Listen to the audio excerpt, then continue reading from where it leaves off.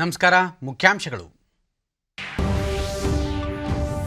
ಪಂಚರಾಜ್ಯ ವಿಧಾನಸಭಾ ಚುನಾವಣೆ, ಪಶ್ಚಿಮ ಬಂಗಾಳ, ಅಸ್ಸಾಂನಲ್ಲಿ ಇಂದು ಪ್ರಧಾನಿ ನರೇಂದ್ರ ಮೋದಿ ಪ್ರಚಾರ.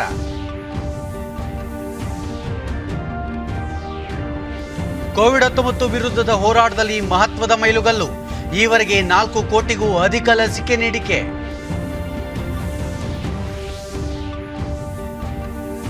ನೆರೆ ರಾಜ್ಯಗಳಲ್ಲಿ ಹೆಚ್ಚುತ್ತಿರುವ ಕೊರೋನಾ ಸೋಂಕು ಪ್ರಕರಣಗಳು, ಗಡಿ ಜಿಲ್ಲೆಗಳಲ್ಲಿ ವಾಹನಗಳ ತಪಾಸಣೆ.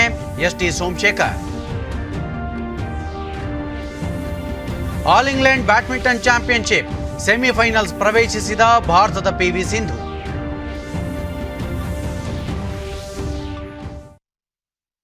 ವಾರ್ತೆಗಳ ವಿವರ.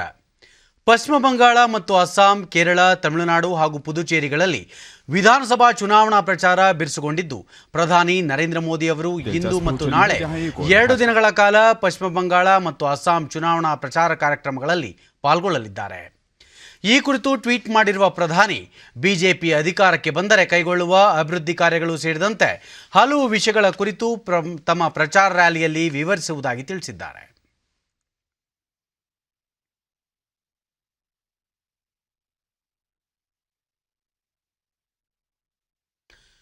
ಕೋವಿಡ್-19 ಲಸಿಕೆ ಸುರಕ್ಷಿತವಾಗಿದೆ ಎಂದು ಮತ್ತೊಮ್ಮೆ ಪುನರುಚ್ಚರಿಸಿರುವ ಕೇಂದ್ರ ಸರ್ಕಾರ, ಇದರ ದಕ್ಷತೆ ಬಗ್ಗೆ ಯಾರಿಗೂ ಅನುಮಾನ ಬೇಡ ಎಂದು ಹೇಳಿದೆ. ಲೋಕಸಭೆಯ ಪ್ರಶ್ನೋತ್ತರ ಕಲಾಪದಲ್ಲಿ ನಿನ್ನೆ ಪೂರಕ ಪ್ರಶ್ನೆಗೆ ಉತ್ತರ ನೀಡಿದ ಆರೋಗ್ಯ ಮತ್ತು ಕುಟುಂಬ ಕಲ್ಯಾಣ ಸಚಿವ ಡಾಕ್ಟರ್ ಹರ್ಷವರ್ಧನ್, ಜನರಿಗೆ ಲಸಿಕೆ ನೀಡುವ ಮುನ್ನ ವಿವಿಧ ಹಂತಗಳಲ್ಲಿ ಅದನ್ನು ಪರಿಶೀಲಿಸಿ ಪ್ರಯೋಗ ಮಾಡಿ ಆನಂತರ ತಜ್ಞರ ಸಮಿತಿ ಲಸಿಕೆ ಬಳಕೆಗೆ ಅನುಮತಿ ನೀಡಿದೆ ಎಂದು ಹೇಳಿದರು. ದೇಶದಲ್ಲಿ ಇದುವರೆಗೂ ಲಸಿಕೆ ಪಡೆದ ಕೆಲವು ಮಂದಿಗೆ ಮಾತ್ರ ಸಣ್ಣ ಪುಟ್ಟ ಅಡ್ಡ ಪರಿಣಾಮಗಳನ್ನು ಬೀರಿದೆ. ಅದನ್ನು ಹೊರತುಪಡಿಸಿ ಯಾವುದೇ ಗಂಭೀರ ಸ್ವರೂಪದ ಸಮಸ್ಯೆಯಾಗಿಲ್ಲ. ಹೀಗಾಗಿ ಜನರು ಸ್ವಯಂ ಪ್ರೇರಿತರಾಗಿ ಲಸಿಕೆ ಪಡೆಯಬೇಕು ಎಂದು ಮನವಿ ಮಾಡಿದರು. ವಿಶ್ವದ ಅತಿ ದೊಡ್ಡ ಕೋವಿಡ್-19 ಲಸಿಕಾ ಅಭಿಯಾನ ಆರಂಭಿಸಿರುವ ಭಾರತ ಈವರೆಗೆ 4 ಕೋಟಿ ಲಸಿಕೆಗಳನ್ನು ನೀಡುವ ಮೂಲಕ ಕೋವಿಡ್ ವಿರುದ್ಧದ ಹೋರಾಟದಲ್ಲಿ ಮಹತ್ವದ ಮೈಲುಗಲ್ಲು ಸಾಧಿಸಿದೆ. ನಿನ್ನೆ ಸಂಜೆ 7 ಗಂಟೆಯವರೆಗೆ ದೇಶದಲ್ಲಿ ಒಟ್ಟು 4,11,55,978 ಲಸಿಕೆಗಳನ್ನು ನೀಡಲಾಗಿದೆ. ಇದು ವಿಶ್ವದ ಇತರೆ ದೇಶಗಳಿಗೆ ಹೋಲಿಸಿದರೆ ಅತಿ ಹೆಚ್ಚಿನ ಲಸಿಕೆ ನೀಡಿರುವ ಸಾಧನೆ ಭಾರತದ್ದಾಗಿದೆ.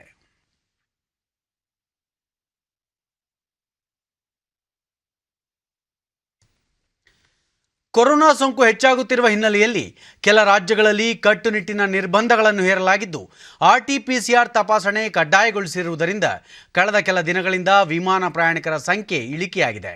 ಆದ್ದರಿಂದ ಪ್ರತಿಶತ 80ರಷ್ಟು ಆಸನಗಳನ್ನು ಭರ್ತಿ ಮಾಡಲು ಇಲಾಖೆ ನಿರ್ಧರಿಸಿದೆ ಎಂದು ವಿಮಾನಯಾನ ಸಚಿವ ಹರ್ದೀಪ್ ಸಿಂಗ್ ಪುರಿ ತಿಳಿಸಿದ್ದಾರೆ. ಈ ಕುರಿತು ಟ್ವೀಟ್ ಮಾಡಿರುವ ಅವರು, ವಿಮಾನಗಳಲ್ಲಿ ಬಳಸುವ ಇಂಧನ ಬೆಲೆಯಲ್ಲಿ ನಿರಂತರವಾಗಿ ಏರಿಕೆಯಾಗುತ್ತಿದೆ.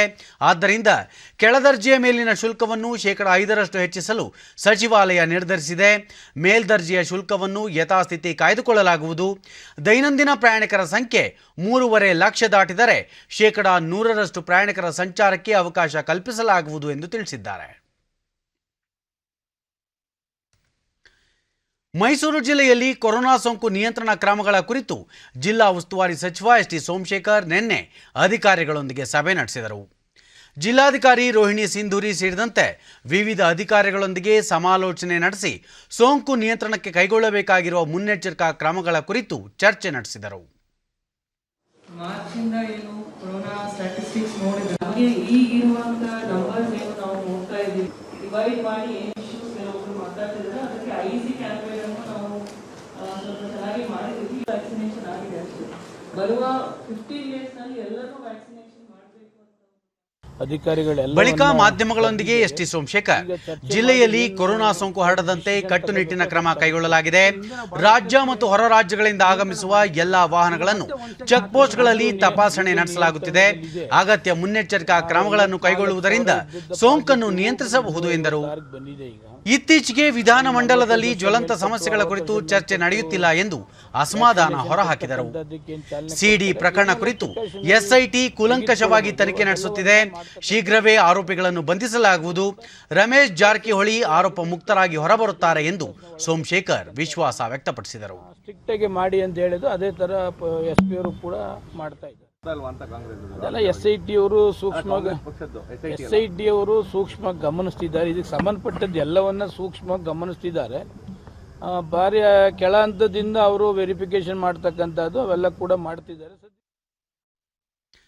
ದೇಶದಲ್ಲಿ ಕಳೆದ 24 ಗಂಟೆಗಳಲ್ಲಿ 40,953 ಹೊಸ ಕೋವಿಡ್-19 ಪ್ರಕರಣಗಳು ಬೆಳಕಿಗೆ ಬಂದಿವೆ. ಇದರೊಂದಿಗೆ ದೇಶದಲ್ಲಿ ಒಟ್ಟು ಸೋಂಕಿತರ ಸಂಖ್ಯೆ 1,15,55,284ಕ್ಕೆ ಏರಿಕೆಯಾಗಿದೆ ಎಂದು ಕೇಂದ್ರ ಆರೋಗ್ಯ ಸಚಿವಾಲಯ ತಿಳಿಸಿದೆ. ಇದುವರೆಗೆ 1,11,07,332 ಮಂದಿ ಗುಣಮುಖರಾಗುವುದರೊಂದಿಗೆ ಚೇತರಿಕೆ ಪ್ರಮಾಣ ಶೇಕಡಾ 96.12ಕ್ಕೆ ಏರಿಕೆಯಾಗಿದೆ. ಒಟ್ಟು 2,88,394 ಸಕ್ರಿಯ ಪ್ರಕರಣಗಳಿದ್ದು ಶೇಕಡಾ 2.5ರಷ್ಟಿದೆ. ಇದುವರೆಗೆ 1,59,558 ಮಂದಿ ಮೃತಪಟ್ಟಿದ್ದು ಈ ಪ್ರಮಾಣ ಶೇಕಡಾ 1.38ರಷ್ಟಿದೆ. ಈವರೆಗೆ ದೇಶದಲ್ಲಿ 4,20,63,392 ಮಂದಿಗೆ ಕೋವಿಡ್ ಲಸಿಕೆ ನೀಡಲಾಗಿದೆ. ರಾಜ್ಯದಲ್ಲಿ ಕೋವಿಡ್ ಪ್ರಕರಣಗಳು ಹೆಚ್ಚುತ್ತಿರುವ ಹಿನ್ನೆಲೆಯಲ್ಲಿ ಸಿನಿಮಾ ಮಂದಿರಗಳಿಗೆ ಪ್ರೇಕ್ಷಕರಿಗೆ ಅವಕಾಶ ಕಲ್ಪಿಸುವ ವಿಚಾರದಲ್ಲಿ ಯಾವುದೇ ನಿರ್ಬಂಧ ಹೇರಿಲ್ಲ ಎಂದು ಮುಖ್ಯಮಂತ್ರಿ BS ಯಡಿಯೂರಪ್ಪ ಸ್ಪಷ್ಟಪಡಿಸಿದ್ದಾರೆ. ಈ ಸಂಬಂಧ ಟ್ವೀಟ್ ಸಂದೇಶದಲ್ಲಿ ಸ್ಪಷ್ಟನೆ ನೀಡಿರುವ ಅವರು, ಸಿನಿಮಾ ಮಂದಿರಗಳಲ್ಲಿ ಶೇಕಡಾ 50ರಷ್ಟು ಪ್ರೇಕ್ಷಕರಿಗೆ ಮಾತ್ರವೇ ಅವಕಾಶ ನೀಡುವ ಯಾವ ಪ್ರಸ್ತಾವವೂ ಸರ್ಕಾರದ ಮುಂದಿಲ್ಲ. ಪ್ರೇಕ್ಷಕರು ಮತ್ತು ಚಲನಚಿತ್ರ ಮಂಡಳಿಗಳ ಮಾಲೀಕರು ಎಲ್ಲ ರೀತಿಯ ಮುಂಜಾಗ್ರತಾ ಕ್ರಮಗಳನ್ನು ತಪ್ಪದೇ ಪಾಲಿಸಿ ಕೊರೋನಾ ನಿಯಂತ್ರಣಕ್ಕೆ ಸರ್ಕಾರದೊಂದಿಗೆ ಸಹಕರಿಸಬೇಕೆಂದು ಮನವಿ ಮಾಡಿದ್ದಾರೆ. ಕೋವಿಡ್-19 ನಿಯಂತ್ರಣಕ್ಕೆ ಸರ್ಕಾರ ಎಲ್ಲ ರೀತಿಯ ಕ್ರಮಗಳನ್ನು ಕೈಗೊಳ್ಳುತ್ತಿದೆ. ಆದರೂ ಸಾರ್ವಜನಿಕರ ಸಹಕಾರವಿಲ್ಲದೆ ಅದು ಯಶಸ್ವಿಯಾಗದು ಎಂದು ಮುಖ್ಯಮಂತ್ರಿ BS ಯಡಿಯೂರಪ್ಪ ಹೇಳಿದ್ದಾರೆ. ಮಾಸ್ಕ್ ಧರಿಸುವುದು, ಸ್ವಚ್ಛತೆ ಹಾಗೂ ವ್ಯಕ್ತಿಗತ ಅಂತರ ಕಾಯ್ದುಕೊಳ್ಳುವುದು ಪ್ರತಿಯೊಬ್ಬರ ಜೀವನ ಕ್ರಮವಾಗಬೇಕು. ಮುನ್ನೆಚ್ಚರಿಕೆ ಕ್ರಮಗಳ ಕುರಿತು ನಿರ್ಲಕ್ಷ್ಯ ಧೋರಣೆ ಸರ್ವತಾ ಸಲ್ಲದು ಎಂದು ಮುಖ್ಯಮಂತ್ರಿ ತಿಳಿಸಿದ್ದಾರೆ. ಹಿರಿಯ ನಾಗರಿಕರು, ಇತರ ಆರೋಗ್ಯ ಸಮಸ್ಯೆಯಿಂದ ಬಳಲುತ್ತಿರುವ 45ರಿಂದ 60 ವರ್ಷದೊಳಗಿನ ವ್ಯಕ್ತಿಗಳು ತಪ್ಪದೇ ಲಸಿಕೆ ಪಡೆಯಬೇಕೆಂದು ಮುಖ್ಯಮಂತ್ರಿ ಯಡಿಯೂರಪ್ಪ ಮನವಿ ಮಾಡಿದ್ದಾರೆ. ಅಮೆರಿಕದ ರಕ್ಷಣಾ ಕಾರ್ಯದರ್ಶಿ ಲಾಯ್ಡ್ ಜೆ ಆಸ್ಟಿನ್ 3 ದಿನಗಳ ಕಾಲ ಭಾರತ ಪ್ರವಾಸ ಕೈಗೊಂಡಿದ್ದು ಇಂದು ಬೆಳಗ್ಗೆ ದೆಹಲಿಯ ಯುದ್ಧ ಸ್ಮಾರಕಕ್ಕೆ ಭೇಟಿ ನೀಡಿ ಗೌರವ ಸಮರ್ಪಿಸಿ ಪ್ರವಾಸಿಗರ ಪುಸ್ತಕದಲ್ಲಿ ಸಹಿ ಮಾಡಿದರು. और क्षेत्रीय हालात बने हुए हैं, उसको देखते हुए चाहे हम कोरोना महामारी की बात करें या दूसरी चुनौतियां इस क्षेत्र की जो हैं उसको देखते हुए काफ़ी महत्वपूर्ण ये दौरा है.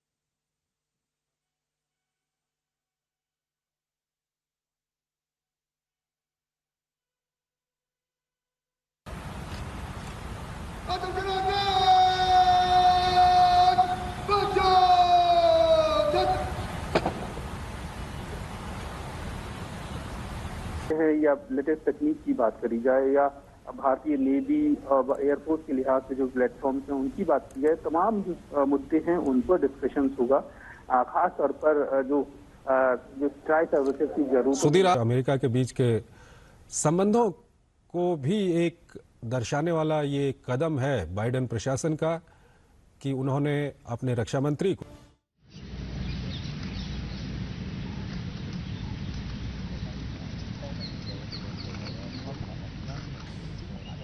ಇದೀಗ ನೇರ ಪ್ರಸಾರ ವೀಕ್ಷಿಸುತ್ತಿದ್ದೀರಿ. अंतरसेना समान गार्ड निरीक्षण के लिए हाजिर है.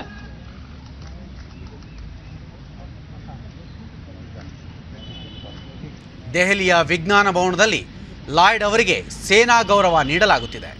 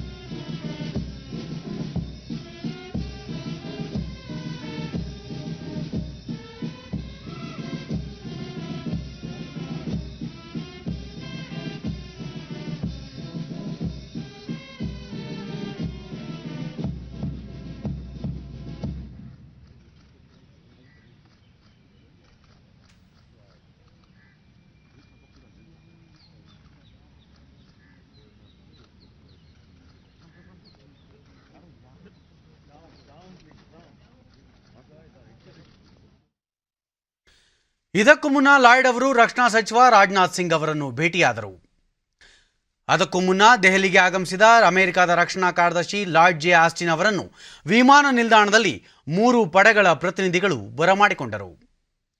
ಬಳಿಕ ಪ್ರಧಾನಿ ನರೇಂದ್ರ ಮೋದಿ ಅವರನ್ನು ಭೇಟಿ ಮಾಡಿ ಮಾತುಕತೆ ನಡೆಸಿದರು. ಉಭಯ ದೇಶಗಳ ಅಭಿವೃದ್ಧಿ ಕುರಿತ ಕಾರ್ಯತಂತ್ರಗಳು, ರಕ್ಷಣಾ ಇಲಾಖೆಯ ಪರಸ್ಪರ ಸಹಕಾರ ಮತ್ತು ಬಲವರ್ಧನೆ, ಇಂಡೋ ಪೆಸಿಫಿಕ್ ಪ್ರದೇಶದಲ್ಲಿ ಶಾಂತಿ ಮತ್ತು ಸ್ಥಿರತೆ ಕಾಪಾಡುವುದು ಸೇರಿದಂತೆ ಹಲವು ಮಹತ್ವದ ವಿಷಯಗಳ ಕುರಿತು ಲಾಯ್ಡ್ ಅವರು ಪ್ರಧಾನಿ ನರೇಂದ್ರ ಮೋದಿ ಅವರೊಂದಿಗೆ ಚರ್ಚೆ ನಡೆಸಿದರು.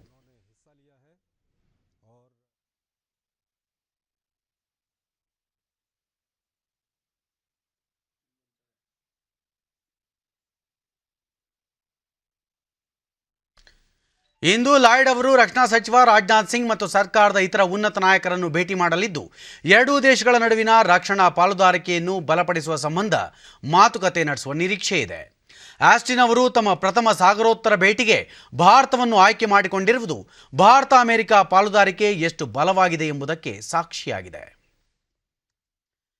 ರಾಷ್ಟ್ರಪತಿ ರಾಮನಾಥ್ ಕೋವಿಂದ್ ಅವರು ಇಂದಿನಿಂದ 3 ದಿನಗಳ ಒಡಿಶಾ ಪ್ರವಾಸ ಕೈಗೊಳ್ಳಲಿದ್ದಾರೆ. ಇಂದು ಸಂಜೆ ಭುವನೇಶ್ವರ ತಲುಪಲಿರುವ ರಾಷ್ಟ್ರಪತಿ ಅವರು ನಾಳೆ ರೂರ್ಕೆಲಾದ ನ್ಯಾಷನಲ್ ಇನ್ಸ್ಟಿಟ್ಯೂಟ್ ಆಫ್ ಟೆಕ್ನಾಲಜಿ ಸಂಸ್ಥೆಯ 18ನೇ ಘಟಿಕೋತ್ಸವ ಸಮಾರಂಭದಲ್ಲಿ ಪಾಲ್ಗೊಳ್ಳಲಿದ್ದಾರೆ. ನಂತರ ಉಕ್ಕು ಕಾರ್ಖಾನೆಯ ಸೂಪರ್ ಸ್ಪೆಷಾಲಿಟಿ ಆಸ್ಪತ್ರೆ ಉದ್ಘಾಟಿಸಲಿದ್ದಾರೆ. ಸೋಮವಾರ ರಾಷ್ಟ್ರಪತಿಗಳು ಕೋನಾರ್ಕ್ನಲ್ಲಿರುವ ಇಂಡಿಯನ್ ಆಯಿಲ್ ಫೌಂಡೇಶನ್ ಕೇಂದ್ರಕ್ಕೆ ಭೇಟಿ ನೀಡಿ ಅಂದೇ ದೆಹಲಿಗೆ ಹಿಂತಿರುಗಲಿದ್ದಾರೆ.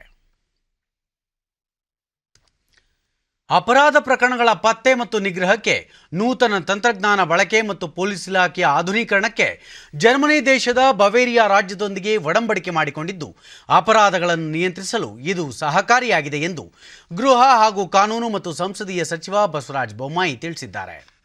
ವಿಧಾನಸೌಧದಲ್ಲಿ ನಿನ್ನೆ ಬೆಂಗಳೂರಿನಲ್ಲಿರುವ ಫೆಡರಲ್ ರಿಪಬ್ಲಿಕ್ ಆಫ್ ಜರ್ಮನ್ ಕೌನ್ಸಿಲ್ನ ಅಚೀಮ್ ಬರ್ಕಟ್ ನೇತೃತ್ವದ ನಿಯೋಗದೊಂದಿಗೆ ಚರ್ಚಿಸಿದ ನಂತರ ಅವರು ರಾಜ್ಯ ಸರ್ಕಾರ ಬವೇರಿಯಾ ಜೊತೆ 2007ರಲ್ಲಿ ಒಪ್ಪಂದ ಮಾಡಿಕೊಂಡಿದ್ದು, ಈ ಒಪ್ಪಂದದಲ್ಲಿ ಗೃಹ ಇಲಾಖೆಗೆ ಸಂಬಂಧಿಸಿದ ಹಲವು ಅಂಶಗಳಿವೆ. ಅಪರಾಧ ನಿಯಂತ್ರಣಕ್ಕೆ ಬವೇರಿಯಾ ತಂತ್ರಜ್ಞಾನ ಸಹಕಾರಿಯಾಗಿದೆ. ಬವೇರಿಯಾದಲ್ಲಿ ಅಪರಾಧ ನಿಯಂತ್ರಣ ಮತ್ತು ಪತ್ತೆಗೆ ಬಳಕೆಯಾಗುತ್ತಿರುವ ತಂತ್ರಜ್ಞಾನ ಹಾಗೂ ಕಾನೂನು ಕುರಿತು ಭೇಟಿ ವೇಳೆಯಲ್ಲಿ ಚರ್ಚಿಸಲಾಗಿದೆ ಎಂದು ತಿಳಿಸಿದರು. ಚರ್ಚೆ ವೇಳೆಯಲ್ಲಿ ರಾಜ್ಯ ಗೃಹ ಇಲಾಖೆ ಅಪರ ಮುಖ್ಯ ಕಾರ್ಯದರ್ಶಿ ಡಾಕ್ಟರ್ ರಜನೀಶ್ ಗೋಯಲ್, ಪೊಲೀಸ್ ಮಹಾನಿರ್ದೇಶಕ ಪ್ರವೀಣ್ ಸೂದ್ ಸೇರಿದಂತೆ ಹಲವರು ಉಪಸ್ಥಿತರಿದ್ದರು. ಅಪೌಷ್ಟಿಕತೆಯಿಂದ ಬಳಲುತ್ತಿರುವ ಮಕ್ಕಳಿಗೆ ಪೌಷ್ಟಿಕತೆ ನೀಡುವುದು ಮತ್ತು ತಾಯಿ ಮಗುವಿನ ಬೆಳವಣಿಗೆಯಲ್ಲಿ ಪೌಷ್ಟಿಕ ಆಹಾರಗಳ ಮಹತ್ವವನ್ನು ಪರಿಚಯಿಸುವ ಕೇಂದ್ರ ಸರ್ಕಾರದ ಪೋಷಣ್ ಪಕ್ವಾಡ್ ಯೋಜನೆ ಶಿವಮೊಗ್ಗ ಜಿಲ್ಲೆಯಲ್ಲಿ ಯಶಸ್ವಿಯಾಗಿ ಅನುಷ್ಠಾನಗೊಂಡಿದೆ. ಅಪೌಷ್ಟಿಕತೆ ಹರಡುವಿಕೆ, ಅದರ ಪರಿಣಾಮ, ಆಯುಷ್ ತತ್ವಗಳ ಬಳಕೆಯ ಮೂಲಕ ಮಕ್ಕಳ ಪೋಷಣೆ ಪಾಲನೆ ಬಗ್ಗೆ ಗರ್ಭಿಣಿ ಮತ್ತು ಬಾಣಂತಿಯರಿಗೆ ಅರಿವು ಮೂಡಿಸಲು ಜಿಲ್ಲೆಯಲ್ಲಿ ಇದೇ 16ರಿಂದ 31ರವರೆಗೆ ಪೋಷಣ್ ಪಕ್ವಾಡ್ ಅಭಿಯಾನ ಹಮ್ಮಿಕೊಂಡಿದ್ದು, ಜನರಿಂದ ಉತ್ತಮ ಪ್ರತಿಕ್ರಿಯೆ ವ್ಯಕ್ತವಾಗಿದೆ. ಜಿಲ್ಲೆಯ ವಿವಿಧ ಅಂಗನವಾಡಿಗಳಲ್ಲಿ ತರಕಾರಿ, ವಿವಿಧ ಪೌಷ್ಟಿಕಾಂಶಗಳನ್ನು ನೀಡುವ ಹಣ್ಣಿನ ಬೀಜಗಳನ್ನು ತಾಯಿ ಹಾಗೂ ಮಕ್ಕಳ ಕೈಯಿಂದ ನೆಡುವ ಕಾರ್ಯಕ್ರಮ ಆಯೋಜಿಸಲಾಗುತ್ತಿದೆ.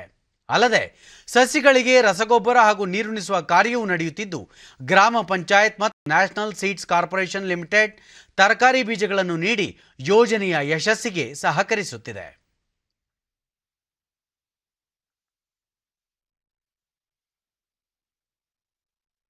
ಡಿಡಿ ನ್ಯೂಸ್ನೊಂದಿಗೆ ಶಿವಮೊಗ್ಗ ಸಿಡಿಪಿಒ ಎನ್ ಚಂದ್ರಪ್ಪ, ಕೇಂದ್ರ ಸರ್ಕಾರದ ಮಹತ್ವಾಕಾಂಕ್ಷಿ ಯೋಜನೆ ಜಿಲ್ಲೆಯಲ್ಲಿ ವ್ಯವಸ್ಥಿತವಾಗಿ ನಡೆಯುತ್ತಿದ್ದು, ಜನರಿಂದ ಉತ್ತಮ ಸ್ಪಂದನೆ ವ್ಯಕ್ತವಾಗುತ್ತಿದೆ ಎಂದರು.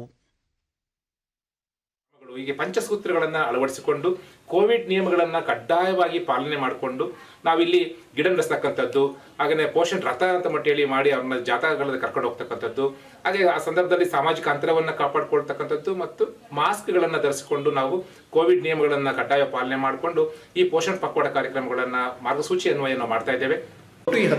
ಶಿಶು ಕಲ್ಯಾಣಾಧಿಕಾರಿ ಸಂತೋಷ್ ಸರ್ಕಾರದ ಸುತ್ತೋಲೆಯಂತೆ ದಿನಕ್ಕೊಂದು ಕಾರ್ಯಕ್ರಮ ರೂಪಿಸುತ್ತಿದ್ದು ಆಶಾ ಕಾರ್ಯಕರ್ತೆಯರು ಜನರಿಗೆ ಅರಿವು ಮೂಡಿಸುತ್ತಿದ್ದಾರೆ ಎಂದು ತಿಳಿಸಿದರು. ಮುಖಾಂತರ ಆ ಮಗು ಹುಟ್ಟತಕ್ಕಂಥ ಮಗು ಪೌಷ್ಟಿಕಭರಿತವಾಗಿ ಹುಟ್ಟಲಿಕ್ಕೆ ಏನೇನು ಅವಶ್ಯಕ ಅವರಿಗೆ ಪೂರಕ ಆಹಾರವನ್ನು ನೀಡಬೇಕು ಅನ್ನೋದನ್ನು ತಿಳುವಳಿಕೆ ಮುಖಾಂತರ ತಿಳಿಸೋದಿರ್ಬೋದು. ಹಾಗೆ ಮಕ್ಕಳನ್ನು ಈ ಸ್ಯಾಮ್ ಮಕ್ಕಳನ್ನು ಏನು ಅತೀರೋ ಅಪೌಷ್ಟಿಕ ಮಕ್ಕಳು ಅಂತ ಕರಿತೀವಿ, ಆ ಮಕ್ಕಳನ್ನು ಗುರುತಿಸುವ ಮುಖಾಂತರ ಆ ಮಕ್ಕಳಿಗೆ ವೈದ್ಯಕೀಯ ಶಿಬಿರಗಳನ್ನು ಹಮ್ಮಿಕೊಳ್ಳುವುದು, ಹಾಗೆ ಅವರಿಗೆ ಚಿಕಿತ್ಸೆ, ಹಾಗೆ ಅವರಿಗೆ ಪೌಷ್ಟಿಕ ಆಹಾರ ನೀಡತಕ್ಕಂಥದ್ದು ಈ ಅಭಿಯಾನದಲ್ಲಿ ಸೇರಿಕೊಂಡಿದೆ. ಕೇಂದ್ರ ಸರ್ಕಾರ ಸ್ಥಳೀಯರಾದ ಮೋಹನ್ ಕುಮಾರ್ ತಾಯಿ ಮಗುವಿನ ಪೋಷಣೆ ಪಾಲನೆ ಕುರಿತು ರೂಪಿಸಿರುವ ಉಪಯುಕ್ತ ಯೋಜನೆಗಳನ್ನು ಫಲಾನುಭವಿಗಳಿಗೆ ತಲುಪಿಸುವ ಕೆಲಸ ಉತ್ತಮವಾಗಿ ನಡೆಯುತ್ತಿದೆ ಎಂದರು. ನಾವು ಕೂಡ ನಮ್ಮ ಗ್ರಾಮ ಪಂಚಾಯತಿ ವತಿಯಿಂದ ನಾವು ಕೈಲಾದಷ್ಟು ಕೆಲಸವನ್ನ ಮಾಡಿ ಪೋಷಕರಿಗೆ, ಮಕ್ಕಳಿಗೆ, ಮತ್ತೆ ನಮ್ಮಲ್ಲಿ ಇರೋಂಥ ಅಂಗನವಾಡಿ ಕಾರ್ಯಕರ್ತೆಯರು, ಮೇಲ್ವಿಚಾರಕರು, ಮತ್ತೆ ನಮ್ಮ ಶಿಶು ಮಕ್ಕಳ ಕಲ್ಯಾಣಾಭಿವೃದ್ಧಿ ಇಲಾಖೆ ಅಧಿಕಾರಿಗಳು ಆದ ಚಂದ್ರಪ್ಪನವರು ಸಹ ಬಹಳ ಸಹಕಾರ ಕೊಡ್ತಾ ಇದ್ದಾರೆ. ಫಲಾನುಭವಿ ಹೀನಾ ಮಹಿಳಾ ಮತ್ತು ಮಕ್ಕಳ ಇಲಾಖೆಯಿಂದ ಪೋಷಣ್ ಪಕ್ವಾಡ್ ಯೋಜನೆ ಬಳಕೆ ಕುರಿತು ಪ್ರಾತ್ಯಕ್ಷಿಕೆ ಮೂಲಕ ತಿಳಿವಳಿಕೆ ನೀಡುತ್ತಿದ್ದಾರೆ ಎಂದು ಹೇಳಿದರು.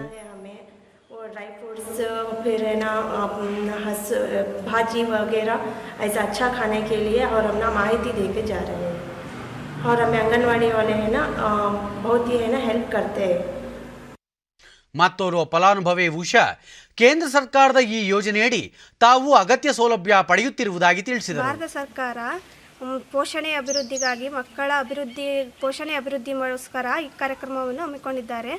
ಇದು ಮಕ್ಕಳ ಅಭಿವೃದ್ಧಿಗಾಗಿ ಪೌಷ್ಟಿಕಾಂಶತೆಯನ್ನು ಮಕ್ಕಳಿಗೆ ಕೊಡುವ ಪ್ರಯುಕ್ತವಾಗಿ ಈ ಕಾರ್ಯಕ್ರಮವನ್ನು ಹಮ್ಮಿಕೊಂಡಿದ್ದಾರೆ.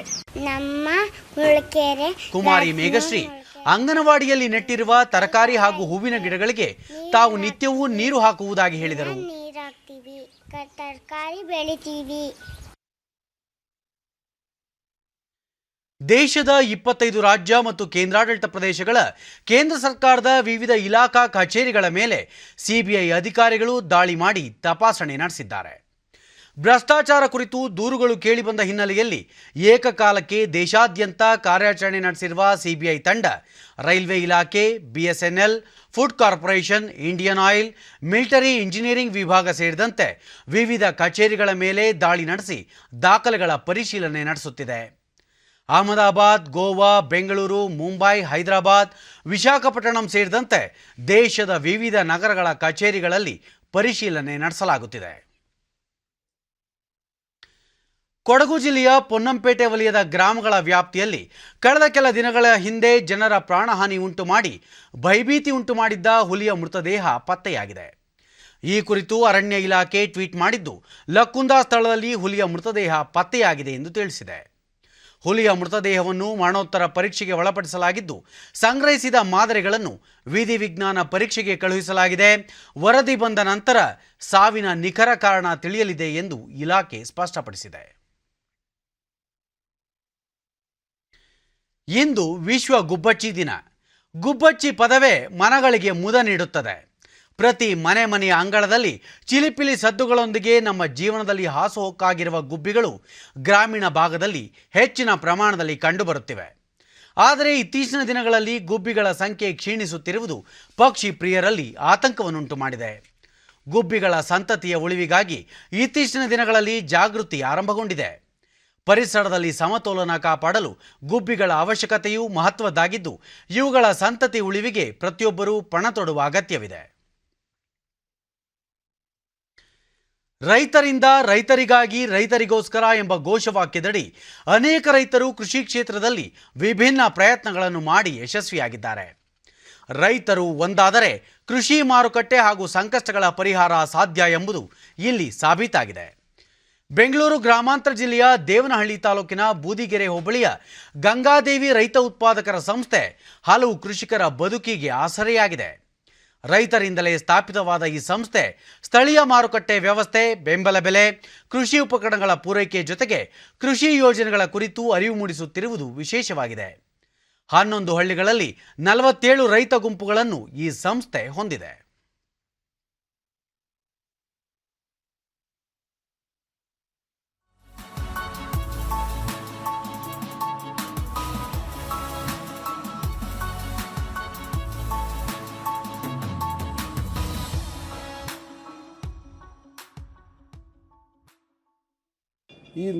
ಡಿಡಿ ನ್ಯೂಸ್ನೊಂದಿಗೆ ರೈತ ರಾಮೇಗೌಡ ಸ್ವಾವಲಂಬಿ ಬದುಕಿನ ಬಗ್ಗೆ ಹೊಸ ಭರವಸೆಯನ್ನು ಈ ಸಂಸ್ಥೆ ಹುಟ್ಟುಹಾಕಿದೆ ಎಂದು ಅಭಿಪ್ರಾಯಪಟ್ಟರು.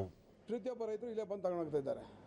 ರೈತರು ಹೈನುಗಾರಿಕೆ ಭಾರಿ ಅನುಕೂಲ ಆಗಿದೆ. ಇಲ್ಲಿ ಒಳ್ಳೆ ಕ್ವಾಲಿಟಿ, ಒಳ್ಳೆ ತೂಕ ಎಲ್ಲ ಒಳ್ಳೆ ಕ್ವಾಲಿಟಿ ಎಲ್ಲ ಕರೆಕ್ಟಾಗಿ ಸಿಗ್ತಾ ಇದೆ. ಫಸ್ಟ್ ಆಫ್ ಆಲ್ ಇದರಿಂದ ಮತ್ತೋರ್ವ ರೈತ ದೇವೇಂದ್ರ ಮಧ್ಯವರ್ತಿಗಳ ಹಾವಳಿ ತಡೆ ಜೊತೆಗೆ ರೈತರ ಆದಾಯ ವೃದ್ಧಿಗೆ ಸಂಸ್ಥೆ ಸಹಕಾರಿಯಾಗಿದೆ ಎಂದರು. ರೈತರಿಗೆ ಇಲ್ಲಿ ಸಬ್ಸಿಡಿ ರೀತಿಯಲ್ಲಿ ತುಂಬ ಕಡಿಮೆ ರೀತಿಗೆ ಉಳ್ತಾ ಇದ್ದಾರೆ ನಮ್ಮ ಇದರಿಂದ. ಮತ್ತು ಇಂಡಿ ಬೂಸ ಆಗಲಿ ಮತ್ತು ವಂಗೆ ಇಂಡಿ ಆಗಲಿ ಕಡಿಮೆ ದರದಲ್ಲಿ ಕ್ವಾಂಟಿಟಿ ಪ್ಲಸ್ ಕ್ವಾಲಿಟಿ ತುಂಬ ಉತ್ತಮವಾಗಿದೆ. ಎಲ್ಲ ಒಂದು ಸಂಸ್ಥೆಯ ಮುಖ್ಯ ಕಾರ್ಯನಿರ್ವಹಣಾಧಿಕಾರಿ ಯಲ್ಲಪ್ಪ ಯಾವುದೇ ಹಂಗಿಲ್ಲದೆ ರೈತರು ಅಭಿವೃದ್ಧಿಯಾಗಬೇಕು ಎಂಬ ಆಶಯದೊಂದಿಗೆ ಸಂಸ್ಥೆ ಆರಂಭವಾಗಿದೆ. ರೈತರಿಗೆ ಗುಣಮಟ್ಟದ ಅಗತ್ಯ ವಸ್ತುಗಳನ್ನು ರಿಯಾಯಿತಿ ದರದಲ್ಲಿ ಪೂರೈಕೆ ಮಾಡುತ್ತಾ ಅವರ ಸಂಕಷ್ಟಗಳಿಗೆ ಸ್ಪಂದಿಸುತ್ತಿದೆ ಎಂದರು. ಮಾಡಿಕೊಂಡಿದ್ದೇವೆ. ಪ್ರಮುಖ ಬೆಳೆಗಳು ಬಂದ್ಬಿಟ್ಟು ದ್ರಾಕ್ಷಿ, ಗುಲಾಬಿ, ಸೇವಂತಿಗೆ ಮತ್ತು ತರಕಾರಿ ಬೆಳೆಗಳು ಆಗಿರುತ್ತದೆ. ಇವು ಬೆಳೆಗಳಿಗೆ ಸಂಬಂಧಪಟ್ಟಂಗೆ ಹಾಗೂ ರೈತರ ಸಮಸ್ಯೆಗಳಿಗೆ ಅನುಗುಣವಾಗಿ ನಾವು ಈ ಸಂಸ್ಥೆಯ ಮೂಲಕ ರೈತರಿಗೆ ಅನುಕೂಲ ಆಗುವ ನಿಟ್ಟಿನಲ್ಲಿ ಕಾರ್ಯಕ್ರಮಗಳನ್ನು ಹಮ್ಮಿಕೊಂಡು ಹೋಗ್ತಾ ಇದ್ದೀವಿ. ಕೃಷಿ ಉಪಕರಣಗಳ ಸಂಸ್ಥೆಯ ಅಧ್ಯಕ್ಷ ವಿ ನವೀನ್ ಕೃಷಿ ಯೋಜನೆ ಮತ್ತು ಮಾಹಿತಿಗಳನ್ನು ನೀಡುವ ಮೂಲಕ ರೈತರಿಗೆ ಜಾಗೃತಿ ಮೂಡಿಸಲಾಗುತ್ತಿದೆ. ರೈತರ ಅಭಿವೃದ್ಧಿಯ ಜೊತೆಗೆ ಸಂಸ್ಥೆಯು ಬೆಳೆಯುತ್ತಿದೆ ಎಂದು ತಿಳಿಸಿದರು. ಹೈನುಗಾರಿಕೆ ಉದ್ಯಮಗಳಾದ ಪರಿಕರಗಳಾದಂಥ ಹಿಂಡಿ, ಬೂಸ, ಕಡಲೆ ಒಟ್ಟು ಈ ಅಂಥವನ್ನು ನಮ್ಮ ಸಂಸ್ಥೆ ಮೂಲಕ ರಿಯಾಯಿತಿ ದರದಲ್ಲಿ ಮಾರಾಟ ಮಾಡ್ತಾ ಇದ್ದೀರಿ. ಇದನ್ನು ಸಹ ರೈತರು ಪಡ್ಕೊತಾ ಇದ್ದಾರೆ. ಇದ್ರ ಮೂಲಕ ರೈತರು ನಮ್ಮ ಸಂಸ್ಥೆಗೂ ಒಳ್ಳೆಯ ಲಾಭ ಬರ್ತಾ ಇದೆ. ಮುಂದಿನ ದಿನಗಳಲ್ಲಿ ಇನ್ನೂ ಔಷಧಿ ಮತ್ತು ರಸಗೊಬ್ಬರಗಳು ಇದನ್ನು ಸ್ಟಾರ್ಟ್ ಮಾಡುವಂಥ ಒಂದು ಉದ್ದೇಶ ಇದೆ. ಅನುಪಯುಕ್ತ ವಸ್ತುಗಳನ್ನು ಬಳಸಿಕೊಂಡು ಆಕರ್ಷಕ ಕಲಾಕೃತಿಗಳಾಗಿ ಪರಿವರ್ತಿಸಿ ಬಳಕೆಗೆ ಯೋಗ್ಯ ವಸ್ತುಗಳನ್ನಾಗಿ ಮಾಡುವುದು ಒಂದು ವಿನೂತನ ಪರಿಕಲ್ಪನೆ. ಉಪಯೋಗಕ್ಕೆ ಬಾರದ ಕೆಲ ವಸ್ತುಗಳನ್ನು ಬಳಸಿಕೊಂಡು ಅಲಂಕಾರಿಕ ವಸ್ತುಗಳು, ಬ್ಯಾಗ್, ಕುಷನ್, ಆಭರಣಗಳನ್ನು ತಯಾರಿಸಬಹುದು ಎಂಬುದನ್ನು ರೀಇಮ್ಯಾಜಿನ್ ಸಂಸ್ಥೆ ಸಾಕಾರಗೊಳಿಸಿರುವ ಕುರಿತ ವಿಶೇಷ ವರದಿ ಇಲ್ಲಿದೆ. ಕಸ ಹೆಚ್ಚಾದರೆ ಅದರ ವಿಲೇವಾರಿ ಕೂಡ ಸಮಸ್ಯೆಯೇ. ಹೀಗಿರುವಾಗ ತ್ಯಾಜ್ಯದಿಂದ ಬಳಕೆಗೆ ಅಗತ್ಯವಿರುವ ವಸ್ತು ತಯಾರಿಸಿದರೆ ಸ್ವಲ್ಪ ಮಟ್ಟಿಗೆ ಈ ಸಮಸ್ಯೆ ಕೂಡ ತಗ್ಗಬಹುದು. ಕೇವಲ ಅಲಂಕಾರಿಕ ವಸ್ತು ಮಾತ್ರವಲ್ಲ, ದಿನ ಬಳಕೆಯ ಬ್ಯಾಗ್, ಪೀಠೋಪಕರಣದ ಹೊದಿಕೆ ಹೀಗೆ ವಿವಿಧ ಉತ್ಪನ್ನಗಳಿಗೆ ಬೇಡ ಎಂದು ಪರಿಗಣಿಸಿದ ವಸ್ತುಗಳಿಂದ ಹೊಸ ರೂಪ ನೀಡಬಹುದು. ಈ ಪರಿಕಲ್ಪನೆಯೊಂದಿಗೆ ರೀಇಮ್ಯಾಜಿನ್ಡ್ ಸಂಸ್ಥೆ ಹೊಸ ಉದ್ಯಮ ಆರಂಭಿಸುವತ್ತ ಚಿಂತನೆ ನಡೆಸಿದೆ. ತ್ಯಾಜ್ಯಗಳಿಂದ ಪರಿಸರ ಮಾಲಿನ್ಯ ಹೆಚ್ಚುತ್ತಿದೆ. ಪರಿಣಾಮಕಾರಿ ತ್ಯಾಜ್ಯ ನಿರ್ವಹಣೆಯಲ್ಲಿ ಮರುಬಳಕೆ ಪ್ರಮುಖವಾಗಿದೆ. ಇದನ್ನು ಆಧರಿಸಿ ಹಳೆಯ ವಸ್ತುಗಳಿಗೆ ಹೊಸ ರೂಪ ನೀಡುವ ಕಾಯಕದಲ್ಲಿ ತೊಡಗಿದೆ ಈ ಸಂಸ್ಥೆ. ಹಳೆಯ ಸೀರೆಯಿಂದ ಕಾರ್ಪೆಟ್, ಆಭರಣ ಮೊದಲಾದವುಗಳನ್ನು ತಯಾರಿಸಲಾಗಿದೆ. ಅಲ್ಲದೆ ಪೀಠೋಪಕರಣ, ಕಲಾಕೃತಿಗಳು ಅನುಪಯುಕ್ತ ವಸ್ತುಗಳಿಂದ ಹೊರಹೊಮ್ಮಿವೆ. ಇದು ಕುಶಲಕರ್ಮಿಗಳಿಗೆ ಉದ್ಯೋಗವನ್ನೂ ನೀಡಿದೆ. ಡಿಡಿ ನ್ಯೂಸ್ನೊಂದಿಗೆ ಗ್ರಾಹಕಿ ರಂಜನಾ ಕಸದಿಂದ ತಯಾರಿಸಿದ ಸುಂದರ ಉತ್ಪನ್ನಗಳು ಮನಸೂರೆಗೊಳಿಸುತ್ತಿವೆ. ಇಂತಹ ಕೆಲಸಗಳಲ್ಲಿ ತೊಡಗಿರುವವರಿಗೆ ಹಳೆಯ ಬಟ್ಟೆ ಮೊದಲಾದ ವಸ್ತುಗಳನ್ನು ದಾನ ನೀಡಬಹುದು ಎಂದು ಸಲಹೆ ನೀಡಿದರು. Well, these are really nice. I didn't know this shop existed till my mother told me, and I just brought her here. But I really liked the concept. There's clearly a lot of wealth in waste, and so don't waste stuff. Reuse, recycle, upcycle. ವಿನ್ಯಾಸಕ Preetham ತ್ಯಾಜ್ಯ ಎಂದು ಪರಿಗಣಿತವಾಗಿದ್ದ ವಸ್ತುವಿಗೆ ಹೊಸ ರೂಪ ನೀಡುವುದೇ ತಮ್ಮ ಕೆಲಸ. ಎಸೆಯುವ ಬದಲು ಹೊಸದಾಗಿ ಬಳಸಬಹುದು ಎಂದು ವಿವರಿಸಿದರು. ರಿಮ್ಯಾಜಿನಲ್ಲಿ ನಾವು ದಿನನಿತ್ಯವಾಗ್ಲೂ ಏನೇನು ವೇಸ್ಟ್ ಅಂತ ಬರುತ್ತಲ್ಲ, ಆ ವೇಸ್ಟ್ ವಸ್ತುಗಳನ್ನ ತಗೊಂಡು ಅದಕ್ಕೆ ಒಂದು ಪರಿಕಲ್ಪನೆಯನ್ನು ನೀಡಿ ಮತ್ತೆ ಬಳಸುವಂಥ ವಸ್ತುಗಳಾಗಿ ಕನ್ವರ್ಟ್ ಮಾಡ್ತೀವಿ. ಈಗ ಇಲ್ಲಿ ನೋಡಿದ್ರೆ ನಾವು ಸೀರೆ ವೇಸ್ಟ್ಗಳನ್ನು, ಹಳೆ ಸೀರೆಗಳನ್ನು ತಗೊಂಡು ಅದರಲ್ಲಿ ಪಟ್ಟಿಗಳಾಗಿ ಮಾಡಿ ಆ ಸೀರೆಗೆ ಮತ್ತೆ ಕಾರ್ಪೆಟ್ಸ್ ಆಗಿ ದರಿಯಾಗಿ ಮಾಡ್ತೀವಿ, ಅದನ್ನು ಸ್ಟೂಲ್ಸ್ ಆಗಿ ಮಾಡ್ತೀವಿ, ಪೌಚಸ್ ಥರ ಮಾಡ್ತೀವಿ. ಮತ್ತು ಟಯರ್ ವೇಸ್ಟ್ ಬಂದರೆ ಟಯರ್ ವೇಸ್ಟ್ನ ತೊಗೊಂಡು ನಾವು ಟಯರ್ಸಿಂದ ಲ್ಯಾಂಪ್ ಶೇಡ್ಸು, ಟ್ರೇಸು, ಬಾಕ್ಸಸ್ಸು ಮತ್ತು ಹಳೆ ಗ್ಲಾಸ್ ಬಾಟಲ್ಸ್, ವುಡನ್ ಬಾಟಲ್ಸ್ನ ಕ್ರಿಯೇಟಿವ್ ಆಗಿ ಮತ್ತು ಅದ್ರ ಮೇಲೆ ಹ್ಯಾಂಡ್ ಪೇಂಟ್ ಮಾಡಿ ಅದನ್ನು ಯೂಸ್ ಮಾಡೋಂಥ ಪ್ರಾಡಕ್ಟ್ಸಾಗಿ ಕನ್ವರ್ಟ್ ಮಾಡ್ತೀವಿ. ವ್ಯವಸ್ಥಾಪಕಿ ಸ್ವಾಗತ ಕಸದಿಂದ ಅರಳಿದ ಉತ್ಪನ್ನಗಳಿಗೆ ವಿದೇಶಗಳಲ್ಲೂ ಬೇಡಿಕೆ ಇರಲಿದೆ ಎಂದು ವಿಶ್ವಾಸ ವ್ಯಕ್ತಪಡಿಸಿದರು. My job role is to look out for different kinds of markets, places where we can actually promote and take our products there, and also to find new markets where our products will be valued, to look for such customers who look for upcycle products. They love our products, and we do have so many customer base over here right now, not only in India but outside India as well, who loves our product. ಸಂಸ್ಥಾಪಕಿ Shailaja ತ್ಯಾಜ್ಯ ಮುಕ್ತ ನಾಡಿನ ಕನಸಿನೊಂದಿಗೆ ಈ ಉದ್ಯಮ ಆರಂಭಿಸಿದೆ. ಇಂತಹ ಕಲೆಯಿಂದ ಕೆಲಸ ಇಲ್ಲದವರಿಗೆ ಉದ್ಯೋಗ ಕೂಡ ಸಿಗಲಿದೆ ಎಂದು ಹೇಳಿದರು.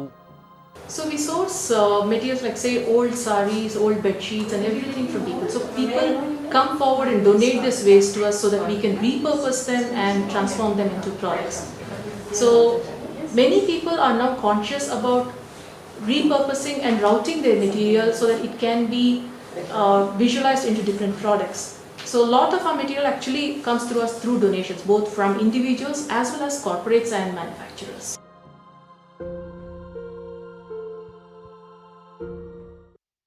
ಒಲಿಂಪಿಕ್ ಬೆಳ್ಳಿ ಪದಕ ವಿಜೇತೆ PV Sindhu all England badminton championship semifinals ಪ್ರವೇಶಿಸಿದ್ದಾರೆ. ಮೊದಲ ಪಂದ್ಯದಲ್ಲಿ 16-21ರಿಂದ ಸೋಲು ಅನುಭವಿಸಿದ್ದ ಸಿಂಧು ನಂತರದ ಪಂದ್ಯದಲ್ಲಿ ತೀವ್ರ ಪೈಪೋಟಿ ಒಡ್ಡಿ ಎರಡನೇ ಸುತ್ತಿನಲ್ಲಿ 21-16ರಿಂದ ಗೆಲುವು ಸಾಧಿಸಿ ಪಂದ್ಯವನ್ನು ಸಮಾನಾಂತರಗೊಳಿಸಿದರು. ನಿರ್ಣಾಯಕ ಮೂರನೇ ಪಂದ್ಯದಲ್ಲಿ 21-19ರಿಂದ ಜಯಶಾಲಿಯಾಗಿ ಅಂತಿಮ ಘಟ್ಟ ಪ್ರವೇಶಿಸಿದ್ದು ಇಂದು ಸೆಮಿಫೈನಲ್ಸ್ನಲ್ಲಿ ಥಾಯ್ಲೆಂಡ್ನ ಪೋರ್ನ್ ಪಾವಿ ಚೋಚೋವೋಂಗ್ ಜೊತೆ ಮುಖಾಮುಖಿಯಾಗಲಿದ್ದಾರೆ. ಭಾರತ ಇಂಗ್ಲೆಂಡ್ ನಡುವಿನ T20 ಸರಣಿಯ 5ನೇ ಹಾಗೂ ಅಂತಿಮ ಪಂದ್ಯ ಇಂದು ಅಹಮದಾಬಾದ್ನ ನರೇಂದ್ರ ಮೋದಿ ಕ್ರೀಡಾಂಗಣದಲ್ಲಿ ನಡೆಯಲಿದೆ.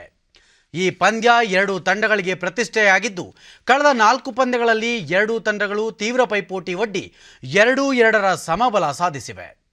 ಈ ಪಂದ್ಯದಲ್ಲಿ ಗೆಲ್ಲುವ ತಂಡ ಸರಣಿಯನ್ನು ತನ್ನದಾಗಿಸಿಕೊಳ್ಳಲಿದೆ. ಇಂದು ಸಂಜೆ 7 ಗಂಟೆಗೆ ಪಂದ್ಯ ಆರಂಭವಾಗಲಿದೆ.